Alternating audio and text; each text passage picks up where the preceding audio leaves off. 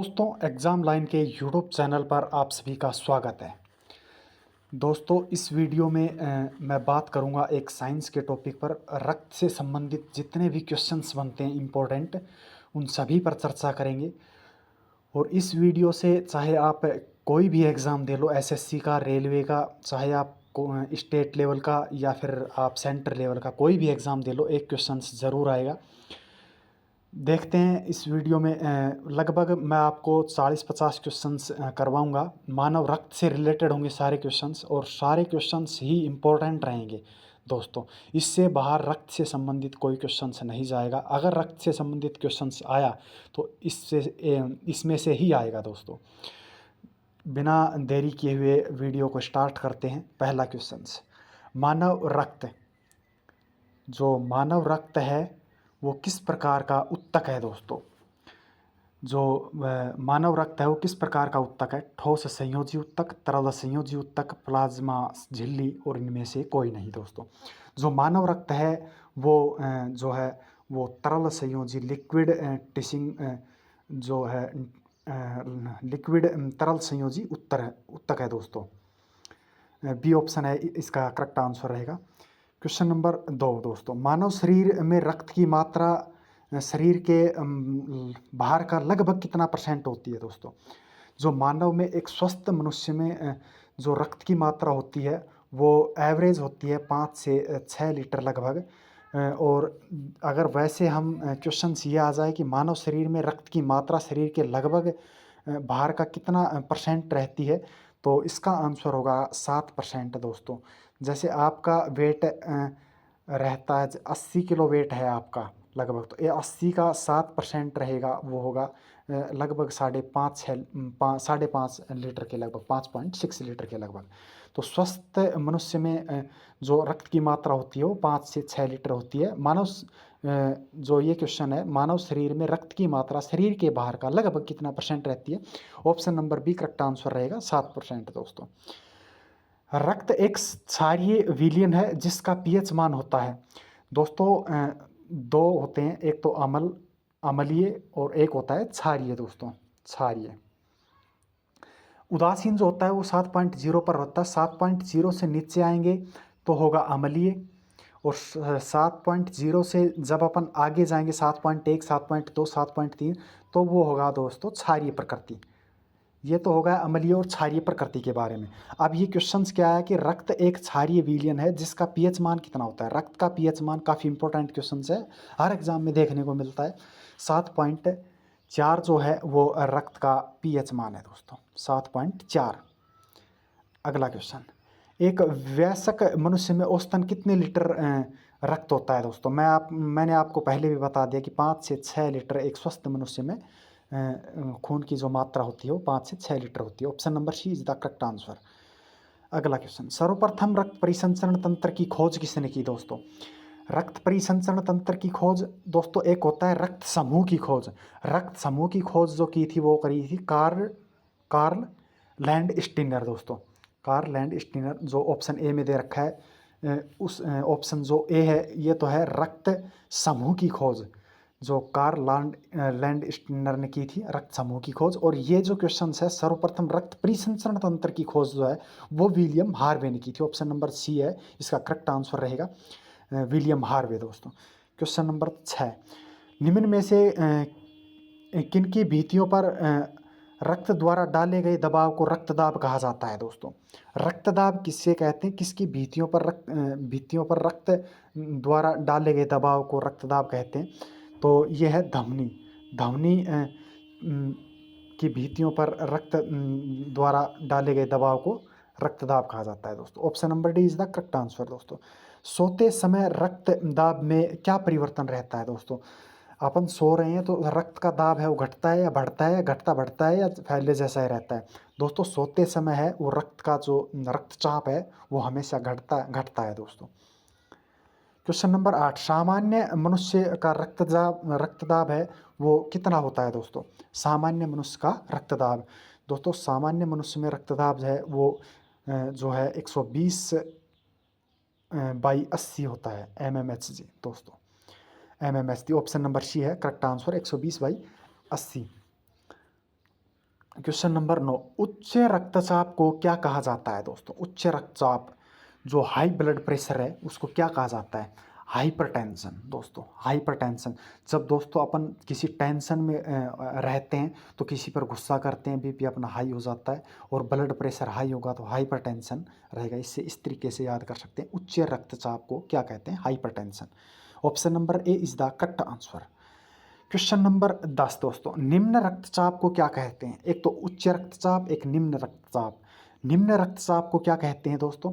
Heart attack कहते हैं, या हाइपोटेंशन कहते हैं, हाइपरटेंशन कहते हैं, एनीमिया कहते हैं दोस्तों। दोस्तों हार्ट अटैक है वो अलग चीज़ है, हाइपोटेंशन है वो रक्तचाप, निम्न रक्तचाप जो है उसको कहते हैं low blood pressure. Hyper tension है वो हाई ब्लड प्रेशर रहता है दोस्तों। एनीमिया की कमी से दोस्तों रक्तचाप की कमी से एनीमिया रोग हो जाता है दोस्तों। तो इसका जो करेक्ट आंसर है ऑप्शन नंबर बी रहेगा, हाइपोटेंशन। एक हाइपरटेंशन रहता है, एक हाइपोटेंशन रहता है। हाइपरटेंशन मतलब टेंशन हाई हो गई, अपन किसी पर गुस्सा हो रहे हैं तो हाई टेंशन, बीपी हाई हो गया, हाई ब्लड प्रेशर। और जो हाइपोटेंशन है वो लो ब्लड प्रेशर कहलाएगा। क्वेश्चन नंबर 11 दोस्तों, रक्त दाब मापने वाले यंत्र का नाम क्या है? ये नॉर्मल क्वेश्चन है, काफ़ी बार आ भी जाता है, पहले तो काफ़ी बार आया था ये क्वेश्चन, अब थोड़ा सा आने की संभावना कम है इसकी, पर फिर भी देखते हैं। रक्त दाब मापने वाला यंत्र को क्या कहते हैं? स्फिग्नोमीटर दोस्तों। स्फिग्नोमीटर को रक्तचाप, स्फिग्नोमीटर के द्वारा रक्तदाब मापा जाता है दोस्तों। रक्त के अध्ययन को क्या कहते हैं? ब्लड की जो स्टडी है उसको क्या कहेंगे? हीमोपोइलॉजी, या हीमेटोलॉजी, या ऑन्कोलॉजी, या इरेथ्रोलॉजी दोस्तों। तो इसका करेक्ट आंसर बी ऑप्शन रहेगा। हीमेटोलॉजी है वो रक्त के अध्ययन को कहा जाता है। रक्त के निर्माण की प्रक्रिया को क्या कहा जाता है? रक्त के निर्माण की प्रक्रिया को कहा जाता है हीमोपोइसिस दोस्तों। रक्त जब बनता है तो उसकी प्रक्रिया को कहते हैं हीमोपोइसिस दोस्तों। मानव शरीर में लाल रक्त कणिकाओं का निर्माण, जो रेड ब्लड सेल जो होती हैं उसका निर्माण कहाँ होता है दोस्तों? जो लाल रक्त कणिकाएँ होती हैं उसका निर्माण होता है, वो कहाँ होता है? अस्थि मज्जा में होता है, या प्लीहा में होता है, या हृदय में होता है, फेफड़ों में होता है? उसका जो निर्माण है वो अस्थि मज्जा में होता है, बोन मैरो में होता है दोस्तों। Option number A is the correct answer. निम्न में से कौन आरबीसी के निर्माण की सहायक होता है? निम्न में से कौन आरबीसी के निर्माण में सहायक होता है दोस्तों? कौन होता है? प्रोटीन, आयरन, विटामिन बी 12, या उपरोक्त सभी? आरबीसी के निर्माण में दोस्तों सभी सहायक होते हैं। ऑप्शन नंबर डी है वो करेक्ट आंसर है। प्रोटीन भी, आयरन भी और विटामिन बी 12 भी, ये तीनों सहायक होते हैं आरबीसी के निर्माण में दोस्तों। क्वेश्चन नंबर 16, मानव रक्त में कितने प्रकार के पदार्थ पाए जाते हैं दोस्तों? मानव रक्त में 2 प्रकार के पदार्थ पाए जाते हैं दोस्तों। Option number A is the correct answer.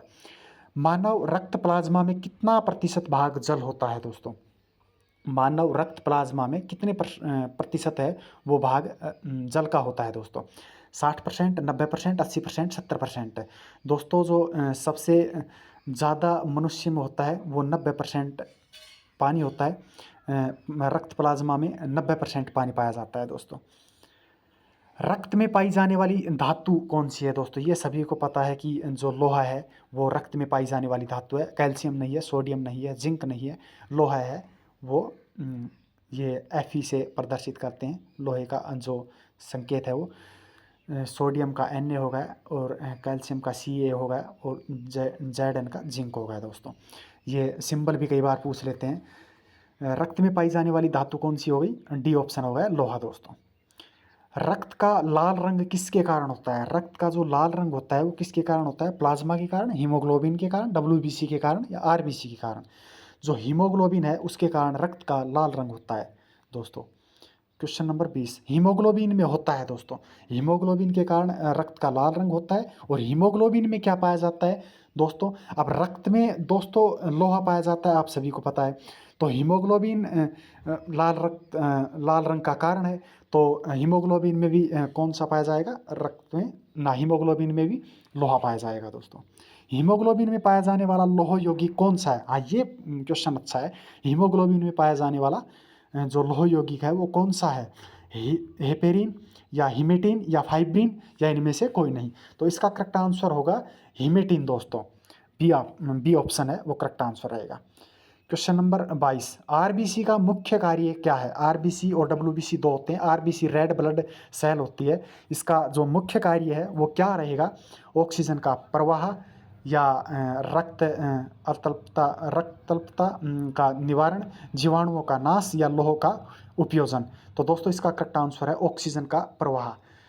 RBC का निर्माण, जो रक्त में ऑक्सीजन पर्याप्त मात्रा में पाई जाती है, तो आरबीसी का जो मुख्य कार्य है वो ऑक्सीजन का परिवहन है। अगला क्वेश्चन 23 नंबर, हीमोग्लोबिन किसका महत्वपूर्ण घटक है? दोस्तों हीमोग्लोबिन किसका महत्वपूर्ण, आरबीसी का, डब्ल्यूबीसी का, या प्लेटलेट्स का, या जीवद्रव का? तो हीमोग्लोबिन है वो आरबीसी का मुख्य घटक है दोस्तों, आरबीसी रेड ब्लड सेल। निम्नलिखित में से किसकी सहायता से रक्त द्वारा ऑक्सीजन ले जाया जाता है? दोस्तों जो रक्त है वो किसकी सहायता से रक्त द्वारा ऑक्सीजन ले जाया जाता है? दोस्तों ये ले जाया जाता है लोहित कोशिकाएं। दोस्तों ऑप्शन नंबर ए है वो करेक्ट आंसर है। जो रक्त है वो रक्त द्वारा ऑक्सीजन ले जाया जाता है किसकी सहायता से? लोहित कोशिकाओं के द्वारा ले जाया जाता है।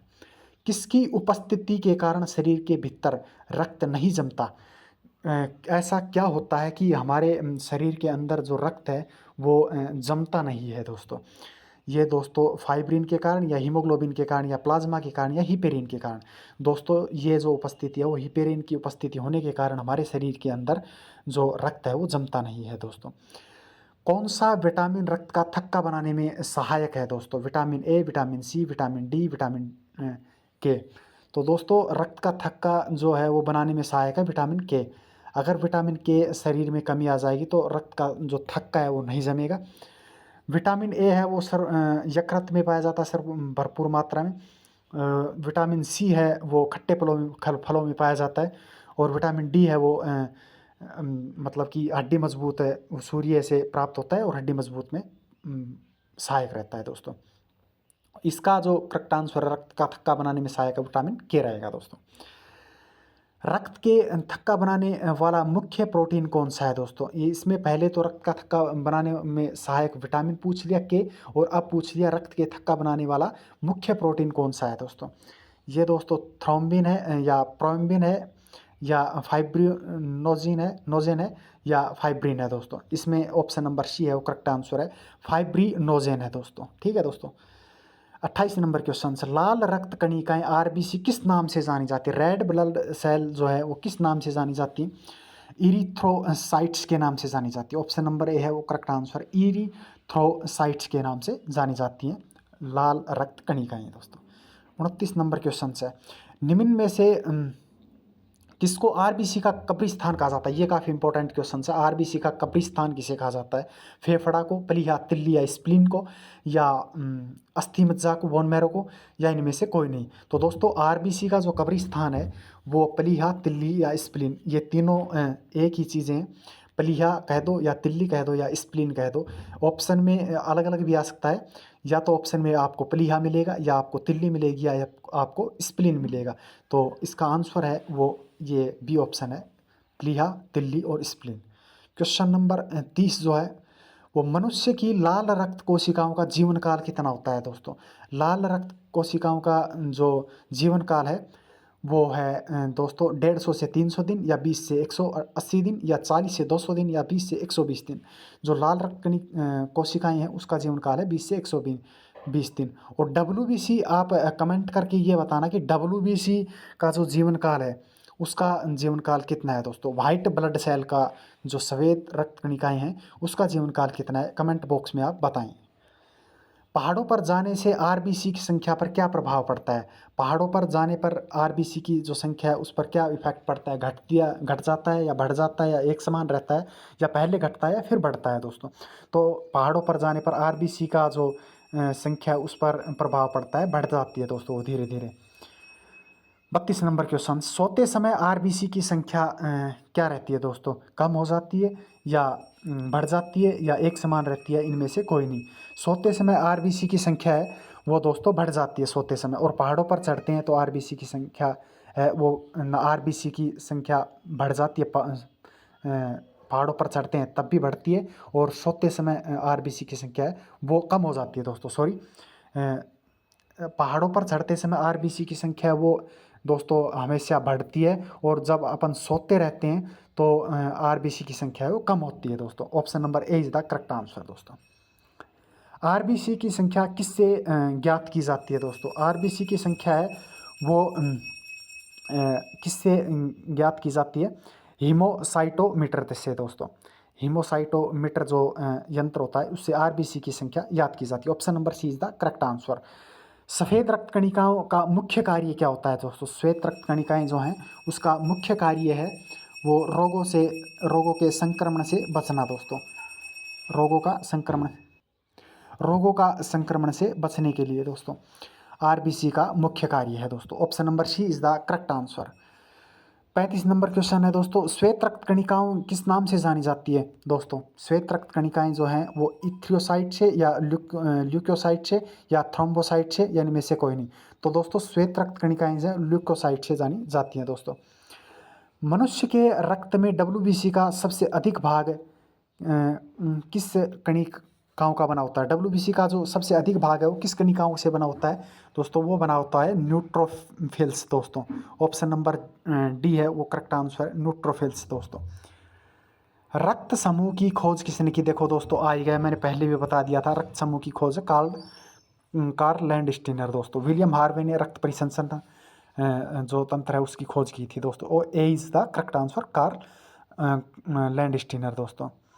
एंटीजन कितने प्रकार के होते हैं दोस्तों? एंटीजन है वो कितने प्रकार के होते हैं? 1 प्रकार, 2 प्रकार, 3 प्रकार या 4 प्रकार? तो एंटीजन है वो 1 प्रकार का होता है दोस्तों, ठीक है। एंटीबॉडी कितने प्रकार की होती है दोस्तों? हमारे शरीर में जो एंटीबॉडी है वो कितने प्रकार की होती है? 1 प्रकार, 2 प्रकार, 3 प्रकार या 4 प्रकार दोस्तों? तो एंटीबॉडी होती है वो 2 प्रकार की होती है, और एंटीजन होता है वो 1 प्रकार का होता है दोस्तों।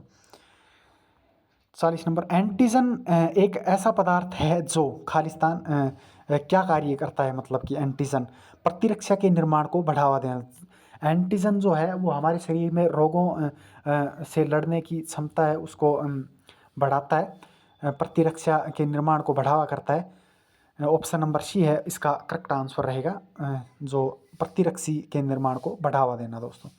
एंटीबॉडी का मुख्य कार्य किसके विरुद्ध होता है दोस्तों? एंटीबॉडी का जो कार्य है वो किसके विरुद्ध होता है? संक्रमण के विरुद्ध होता है दोस्तों। Option number B is the correct answer. 42 number question, antigen या ग्लाइको प्रोटीन की उपस्थिति के आधार पर मनुष्य में कितने प्रकार के रुधिर वर्ग होते हैं दोस्तों? रुधिर वर्ग कितने प्रकार के होते हैं? ए बी और दोस्तों ओ। तो ब्लड ग्रुप्स कितने प्रकार के होते हैं? ऑप्शन नंबर सी है वो 4 प्रकार के होते हैं दोस्तों। एंटीजन या ग्लूकोजन की उपस्थिति के आधार पर बताएं, वैसे तो ब्लड ग्रुप काफ़ी होते हैं। एंटीजन और ग्लाइकोप्रोटीन की उपस्थिति के आधार पर मनुष्य में प्रकार के रुधिर वर्ग है वो कितने प्रकार के होते हैं? 4 प्रकार के। 43 नंबर क्वेश्चन, किस रुधिर वर्ग में एंटीबॉडी नहीं पाया जाता? एंटीबॉडी किस रुधिर वर्ग में नहीं पाया जाता दोस्तों? ए बी में दोस्तों। ओ है वो सर्वदाता है दोस्तों। अगला 44 नंबर क्वेश्चन, किस रुधिर वर्ग में दोनों एंटीबॉडी पाई जाती हैं? ऑन एंटीबॉडी जो है वो किस रुधिर वर्ग में पाई जाती है? ओ दोस्तों, ओ जो प्रकार का जो ग्रुप है उसमें एंटीबॉडी पाई जाती है। आप ओ में भी 2 हैं दोस्तों, ओ पॉजिटिव और ओ नेगेटिव। आप कमेंट करके ये बताना कि जो कौन सा ओ ग्रुप में भी कौन सा ग्रुप है जो सर्वदाता है दोस्तों। किस रुधिर वर्ग में दोनों एंटीजन पाई जाती हैं? दोनों एंटीजन किस जो 44 नंबर क्वेश्चन है इसमें तो दोनों एंटीबॉडी किस रुधिर वर्ग में पाई जाती है? ओ। और किस रुधिर वर्ग में दोनों एंटीजन पाई जाती हैं? वो है ए बी दोस्तों, ए बी। 46 नंबर क्वेश्चन, किस रुधिर वर्ग में कोई एंटीजन नहीं पाया जाता? कोई एंटीजन किस रुधिर वर्ग में नहीं पाया जाता दोस्तों? ओ जो वर्ग है उसमें कोई रुधिर एंटीजन नहीं पाया जाता। निम्न में से कौन सा ब्लड ग्रुप सर्वव्यापक ग्राहता है दोस्तों?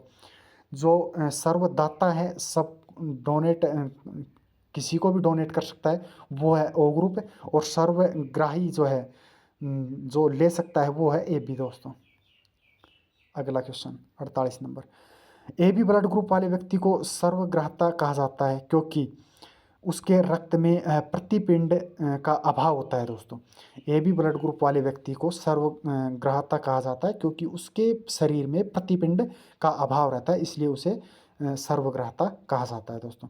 49 नंबर क्वेश्चन, निम्न में से किस ब्लड ग्रुप को सर्वदाता ब्लड ग्रुप कहा जाता है? सर्वदाता ब्लड ग्रुप मैंने आपको पहले भी बता दिया, ओ है, वो सर्वदाता ब्लड ग्रुप है। वो ऑप्शन नंबर डी है, वो करेक्ट आंसर है। रक्त समूह में ओ वाला व्यक्ति किस रक्त समूह के व्यक्ति से रक्त ले सकता है दोस्तों? ओ समूह का जिसका रक्त समूह है वो किस व्यक्ति से अपना रक्त ले सकता है? केवल और केवल मतलब कि जो ऑप्शन नंबर डी है वो सही आंसर है। रक्त समूह ओ वाला व्यक्ति जिस रक्त समूह से व्यक्तियों से रक्त ले सकता है, केवल ए और बी, केवल ए बी और ओ, और केवल ए और बी, मतलब कि दोस्तों यह डोनेट तो सभी को कर सकता है रक्त समूह। ओ जो है वो, अब ये भी ओ भी दो प्रकार के होते हैं, ओ पॉजिटिव और ओ नेगेटिव दोस्तों। ओ नेगेटिव सभी को दे सकता है दोस्तों। ये थे रक्त से संबंधित 50 क्वेश्चंस, इंपॉर्टेंट क्वेश्चंस है, हर एग्जाम में एक क्वेश्चन देखने को मिलता है दोस्तों। वीडियो को 2 बार देख लें, आपको ये 50 क्वेश्चंस आसानी से याद हो जाएंगे। एक क्वेश्चंस आपका पक्का होगा एग्ज़ाम में। वीडियो में नए हो और चैनल पर नए हो तो चैनल को सब्सक्राइब करना ना भूलें। वीडियो पहली बार देख रहे हो तो वीडियो को लाइक करें, शेयर करें, सब्सक्राइब करें। जय हिंद, जय भारत।